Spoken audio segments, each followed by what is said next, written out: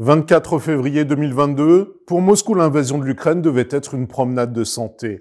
3 ans plus tard, l'armée russe n'est pas parvenue à faire plier ce pays de 37 millions d'habitants.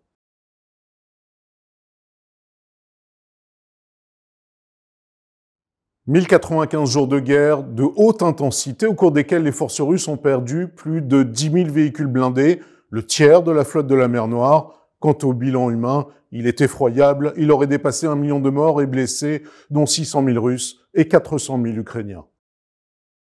Moscou n'a atteint aucun de ses objectifs et ne contrôle que partiellement les 4 régions annexées de Kherson, Zaporijjia, Louhansk et Donetsk. Si l'approvisionnement en armes et munitions occidentales a permis à l'Ukraine de tenir, l'aide extérieure n'a jamais été suffisante pour pouvoir gagner la guerre.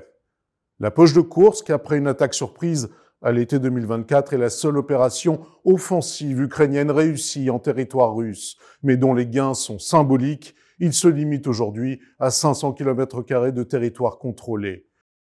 Depuis un an, dans le Donbass, les forces russes progressent, grignotent et ont gagné 4000 km² de terrain.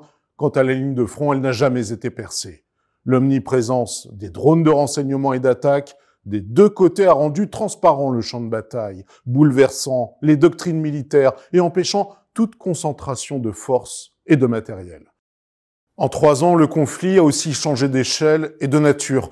L'arrivée de soldats nord-coréens, par exemple, à l'automne 2024, aux côtés des forces russes, souligne l'internationalisation de la guerre. L'usage par Moscou d'un missile balistique, fin 2024, a également fait craindre une escalade et la nucléarisation de l'affrontement.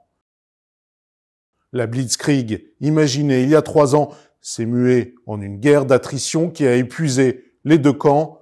Pour Kiev et Moscou, les ressources matérielles et humaines sont désormais comptées.